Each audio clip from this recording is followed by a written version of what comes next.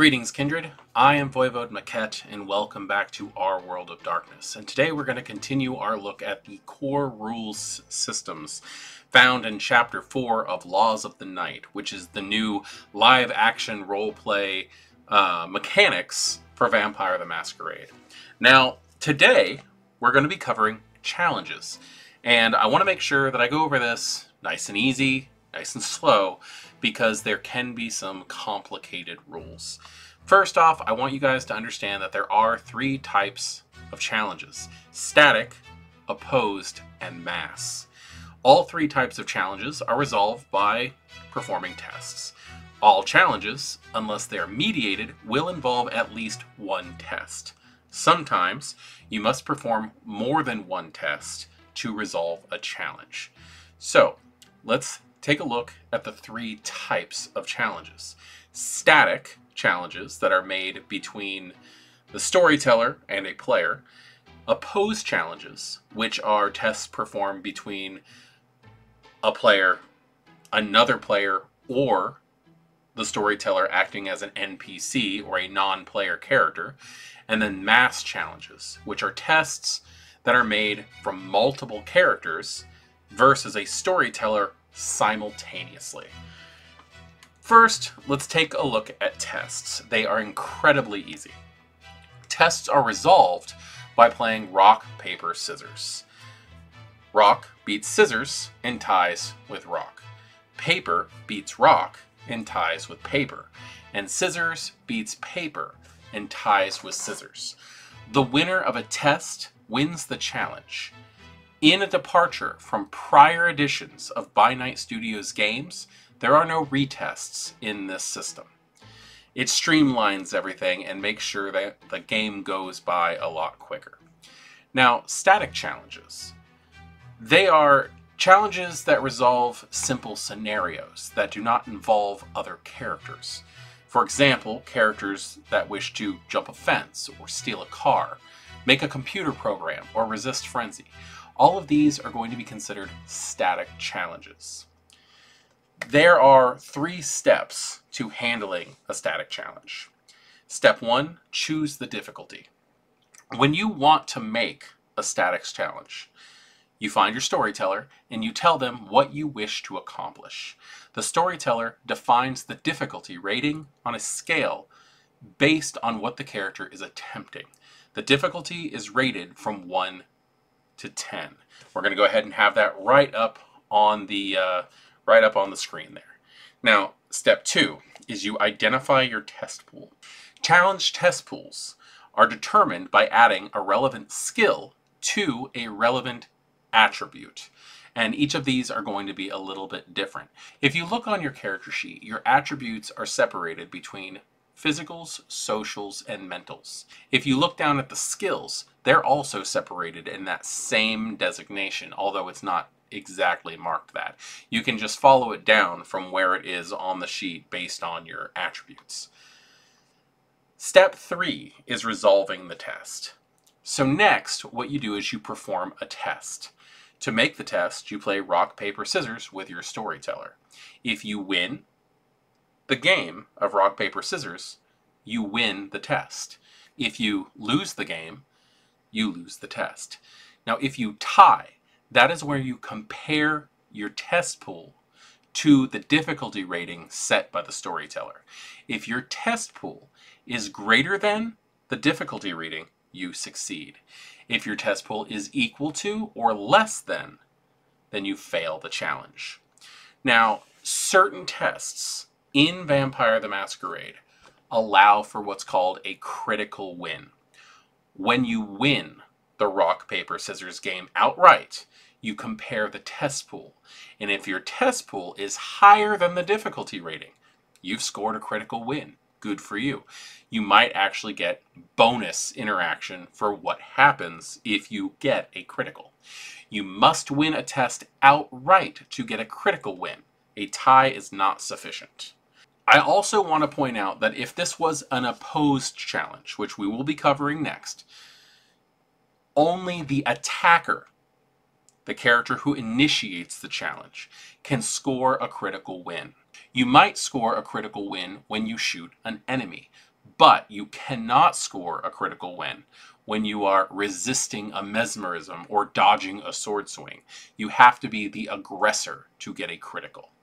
So there are variations of static challenges. Specifically, there's automatic successes. If a storyteller feels like they need to save time, they may allow you to automatically succeed in a static challenge. If your test pool is equal to double the amount of the difficulty, or more, you should be able to automatically win the test because your skills are just so much higher than the difficulty. There are also unskilled tests. You can try an action without having the appropriate skill. An untrained action does, however, carry risks.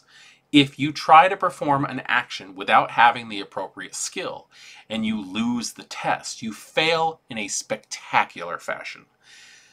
For example, if you are trying to pick a lock and you critically fail, you might damage the lock to the point where it becomes inoperable.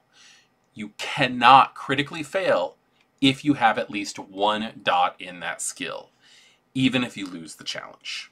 Now, another thing that they've added to LARP, which was not there before, that they took from the tabletop game, is winning at a cost, which is one of my favorite things. When I say, do you want to win at a cost? My players' eyes light up, and I just love this mechanic. When a player fails at a static test, the storyteller may offer the opportunity to win at a cost, where they will succeed in their action, but a new complication is added to the scene. A good example of this is a character who's trying to pick a lock and fails at the test. Normally, they would not be able to open the door, but the storyteller could issue, do you want to win at a cost? And if they say yes, what could end up happening is they get the door open, but it sets off an alarm, adding more of a time crunch to the whole situation. The next type of challenge we need to talk about are opposed challenges. These are challenges that resolve conflicts between characters with different goals. An opposed challenge occurs when the target of a challenge is another character or an object in their immediate control. Every opposed challenge includes an attacker and a defender. These are terms to just say who has initiated and who is accepting of a challenge. So they don't actually have to be a physical attack a lot of the time. In an opposed challenge, you have 3 steps just like you do with a standard static. Step 1 is defining your challenge and your victory conditions. When you target another individual with an opposed challenge, indicate to the character that you wish to affect and announce your victory condition.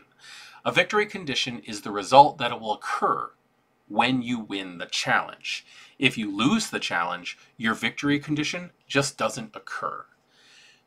Your victory condition needs to be logical within the scene and consistent with the type of challenge. So if you're trying to physically harm a person, it's not going to affect their mentals or their socials. All victory conditions must be approved by either the target player or the storyteller.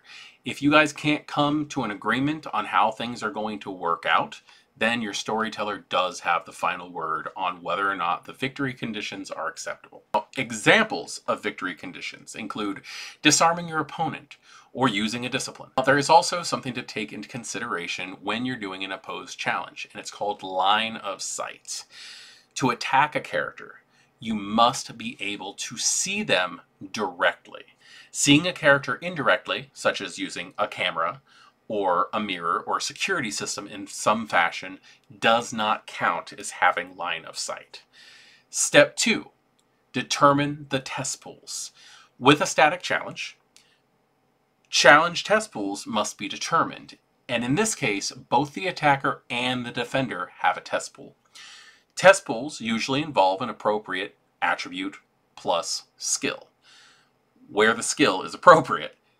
In some tests, the use of skills do not make any sense. When a storyteller deems it appropriate, you may use a test pool that is formed from 2 attributes instead.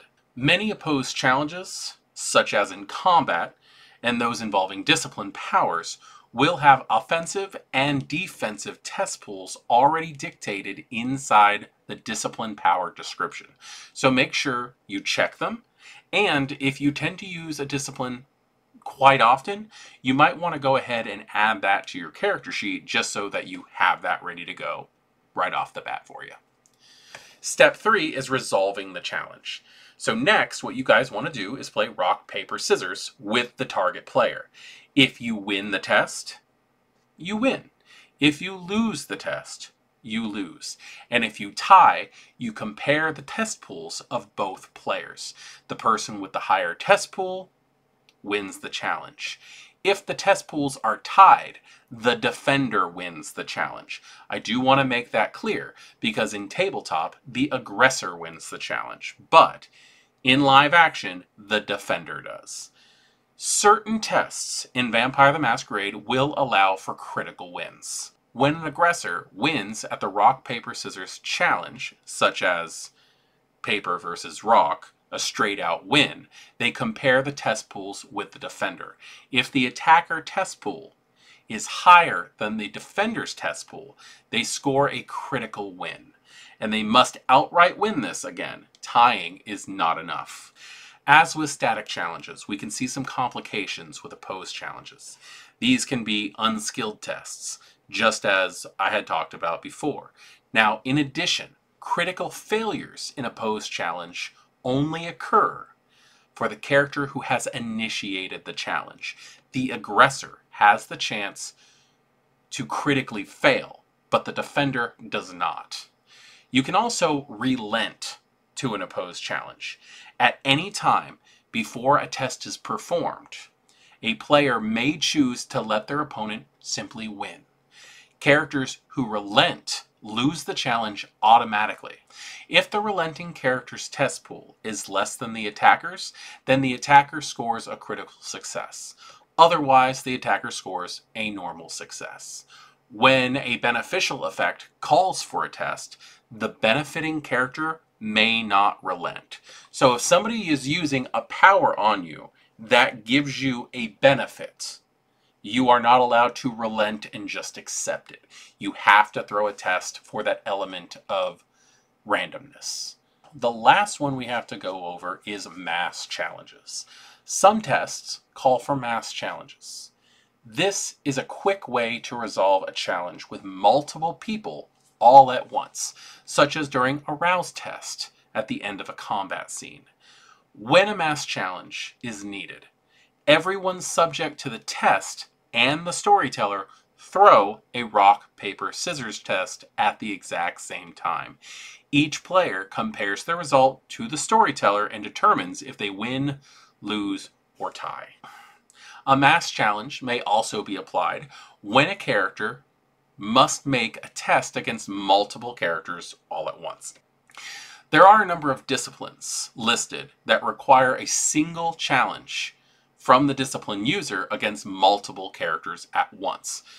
Examples of these are Earthshock, Bulletstorm, or Capricious Visage. The player activating the power may choose to resolve all tests at once with a mass challenge against the target players. So those are the different types of challenges that you will be facing in Laws of the Night games. I would also like to talk to you guys a little bit about randomness. Now, playing a game like Rock, Paper, Scissors sounds pretty straightforward, but as somebody who has not only been storytelling but playing for over 2 decades, I want to impress how important it is to have randomness. Unfortunately, over time, you are going to learn other players' tells.